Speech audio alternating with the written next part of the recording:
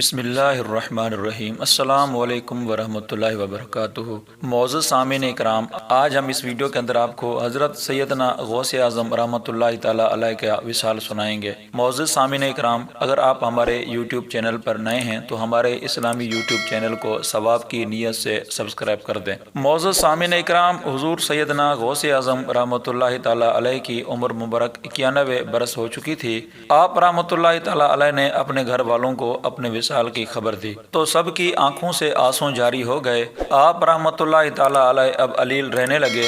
آپ رحمۃ اللہ تعالیٰ علیہ کی ذات بابرکات کا فیضان، جس سے ایک عالم سیراب ہوا تھا، اب اس کے جانے کا وقت آ چکا تھا۔ آپ رحمۃ اللہ تعالیٰ علیہ نے اپنے صاحبزادے حضرت سیدنا عبد الوہاب رحمۃ اللہ تعالیٰ علیہ سے فرمایا، تم میرے پاس سے ہٹ جاؤ، کیونکہ میں بظاہر تمہارے ساتھ ہوں مگر میرا باطن صرف اللہ کے ساتھ ہے، اور اس وقت کچھ لوگ یہاں تشریف لانے والے ہیں، تم ان کے لیے جگہ فراخ کر دو۔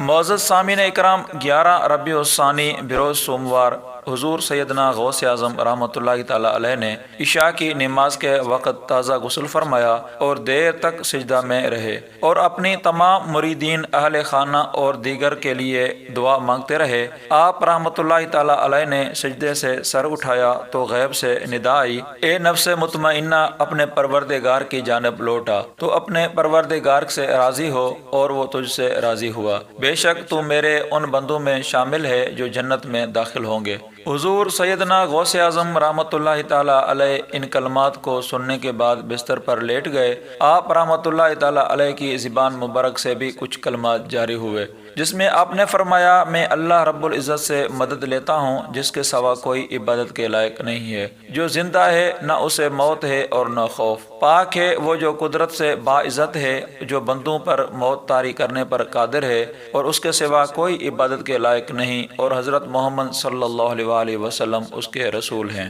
اس کے بعد حضرت سیدنا غوث اعظم رحمۃ اللہ تعالیٰ علیہ کی زبان مبارک سے اللہ اللہ کا ورد جاری ہو گیا اور اپنی جان آفرین کی سپرد کر دی۔ حضور سیدنا غوث اعظم رحمۃ اللہ تعالیٰ علیہ کے صاحبزادے حضرت سیدنا عبد الرزاق اور حضرت سیدنا موسیٰ رحمۃ اللہ تعالیٰ علیہ فرماتے ہیں کہ آپ رحمۃ اللہ تعالیٰ علیہ بار بار ہاتھ مبارک کو بلند کرتے اور زبان مبارک سے فرماتے، توبہ کرو اور صف میں شامل ہو جاؤ، میں بھی تمہارے طرف آتا ہوں، اور یہ فرماتے تھے نرمی کرو۔ پھر آپ رحمۃ اللہ تعالیٰ علیہ کے پاس حق آیا اور موت کے آثار شروع ہو گئے اور زبان مبارک پر یہ الفاظ ظاہر ہو گئے، میں مدد چاہتا ہوں کلمہ کی اور اللہ کی جو پاک و برتر ہے اور ایسا زندہ ہے جسے موت کا خوف نہیں، وہ اپنی قدرت کے ساتھ غالب ہے اور بندوں کو موت کے ساتھ مجبور کیا۔ پھر آپ رحمۃ اللہ تعالیٰ علیہ نے اللہ عز و جل کی وحدانیت اور حضور نبی کریم صلی اللہ علیہ وسلم کی رسالت کی گواہی دی اور اللہ اللہ کا ورد بلند کر دیا،